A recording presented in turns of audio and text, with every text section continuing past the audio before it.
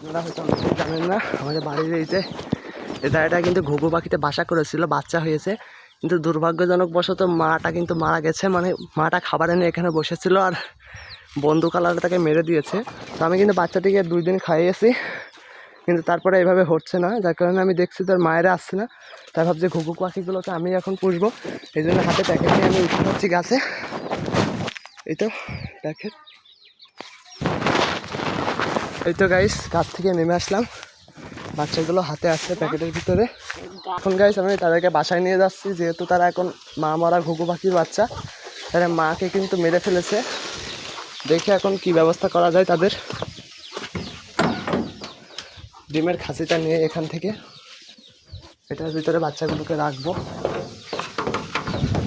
দাঁড়ান, আমি ছায়া এসে গেছে, এখন বাচ্চাগুলোকে একটু দেখাই আপনাদের। দেখুন গাইস, বাচ্চাগুলো কিন্তু একেবারে অবহেলিত ছোট বাচ্চা, তাদের কিন্তু মা নাই, মা মরা বাচ্চা বলতে পারেন। পেটে কিন্তু খাদ্যও নাই, চোখ ফুটেছে। তাদের মাকে কিন্তু বন্দুকওয়ালারা মেরে ফেলেছে, যেটা কিন্তু খুবই দুঃখের কথা। তো এখন আমি যা করব সেটা হলো, এটা গেঞ্জিটা নিয়ে এদের জন্য একটা ছোট আরামদায়ক একটা বাসা তৈরি করবো, যেহেতু তাদের এখন একটু গরমের দরকার। সর্বপ্রথম আমার গেঞ্জিতে একটা বাসার শেপ তৈরি করে নিলাম। এরপর আমি দেখি, এরপর আমি কিছুদিন আগে একটা টুনটুনি পাখির বাসা দেখেছিলাম, বাসাটিতে বাচ্চা এখন নাই। তো ভাবছি যে বাসাটিকে এখন ভেঙে নিয়ে আসবো, এনে ওটার ভিতরে তাদের রাখবো, তাহলে তারা গরমও অনুভব করবে, আবার তাদের ভালোও লাগবে। এই তো বাসাটা কিন্তু একেবারে নষ্ট, তো যার কারণে আমি ভেঙে নিচ্ছি। এই যে বাসা, তো আমি কিন্তু একটা বাসা নিলে হবে না, 2টো লাগবে বাসা, নাহলে বাসাটা অতটা পুরো হবে না।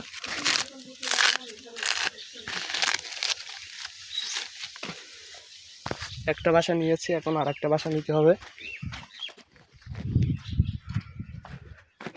বাসাটিতে এখন পায়খানা আছে, মানে পাখির বাচ্চা ছিল একখানে।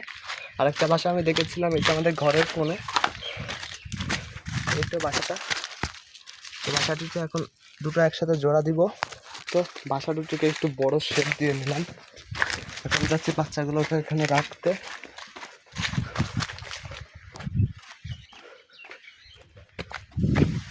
এই তো বাসাটিকে এখানে হালকা করে রেখে দিই, যাতে ওরা একটু গরম অনুভব করে। বাসার ভিতর দেখতে হবে যেন পিঁপড়ে ইত্যাদি না থাকে।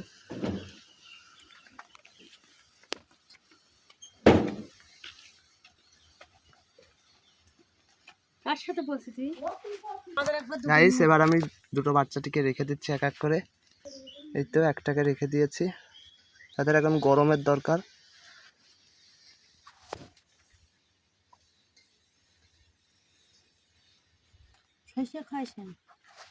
ছোট ভাইটা কিন্তু ঘুঘুর বাচ্চা পেয়ে অনেক খুশি হয়েছে। দেখুন সে বাচ্চাগুলোর গায়ে হাত দিতে যেয়ে ভয় পেয়ে যাচ্ছে। আর এই তো ঘুঘুগুলো এখন তাদেরকে একটু বাতাসে রাখছি, যেহেতু তারা অনেক ভয় পেয়েছে, তাদের মা নাই।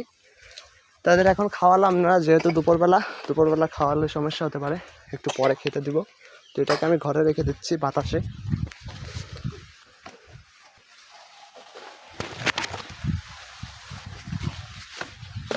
এই তো এটাকে আমি মোটর সাইকেলের উপর রেখে দিচ্ছি, এখানে হালকা একটু বাতাসও আছে। তারা একটু, সরি মোটর সাইকেলও রাখা যাবে না, এখানে রাখলে একটু বাতাস কমও লাগতে পারে। তো যার কারণে আমি ছাতিটিকে এখানে উল্টো করে দিব, দেওয়ার পর এখানেই রাখবো, তাহলে একটু বাতাস অনুভব হবে। ও গাইস পড়ে যাচ্ছিলো, কোনো ব্যাপার না।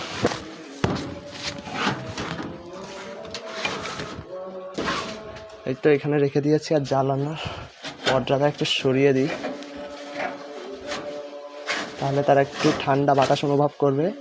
আমি যদি এক চান্সে বাইরে ছুতাম, তাহলে তাদের বন্য প্রাণী আক্রমণ করতে পারত, যেহেতু তাদের মা নাই। আর আমি বিকেলে একটা ভিডিও করবো তাদের নিয়ে, সরি ভিডিও না, একটু পরে তাদেরকে খেতে দিতে হবে। এতে তারা আলো বাতাস সম্পূর্ণ জায়গায় আছে। তো গাইস জানি না মা মরা বাচ্চাগুলোকে রেস্কিউ করে আমি ঠিক করেছি কি, কারণ তাদের জানের ওপর অনেক রিস্ক হয়ে গিয়েছিল, যে কোনো সময় বন্য প্রাণী তাদের আক্রমণ করতে পারতো। তো গাইস আজকে ভিডিওটা এই পর্যন্ত। আর আমি কাজটা কি ঠিক করলাম এটা আপনারা কমেন্টে জানিয়েন। আর ভিডিওটি ভালো লাগলে লাইক দেন। ধন্যবাদ সবাইকে, আসসালামু আলাইকুম।